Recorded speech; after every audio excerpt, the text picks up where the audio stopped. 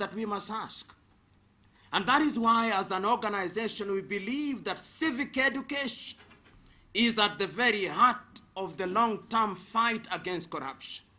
We must be present in our schools, telling our young men and women to do good and to do right. We must be present in different organizations, telling our workers that when you are employed, you are custodian of the things that you have, because those who will be trusted with little will be trusted with much. We claim to be a religious society, 80% Christian. But is Christianity the kind of Christianity we practice merely a little moral fig leaf which we use to hide our moral nakedness? Are we Christians who practice the values of Christianity? For those who are Muslims, who believe in the Holy Quran, which is beautiful and effective at once, when we pray 5 times a day, do we mean it? Do we demonstrate it by word and deed?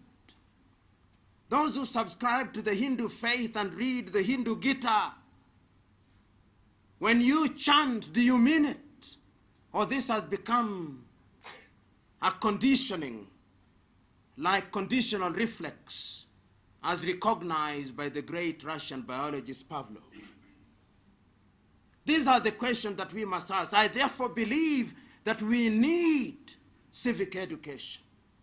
We cannot be a country that is in the business of condemning corruption during the day and partaking of its fruit during the night, as we do. And we in this country have coined something: big fish, small fish. There is no big fish, small fish. There are only big sharks and little sharks, and they must be dealt with equal force, because a small shark grows to be big and becomes dangerous. And that is what we as a country must do. The other thing that we must do is to prevent corruption. How do we do this? By creating an environment which is hostile to those whose claim to fame is that they reap where they have not sown. How do we do that? If you go into a public office in many places in this country, everything is made very complex, even the simplest of things. You want to buy a license, you want to run a restaurant,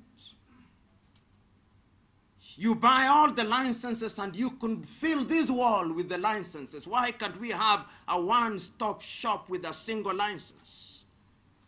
Because every desk which issues a license is also an arena for corruption.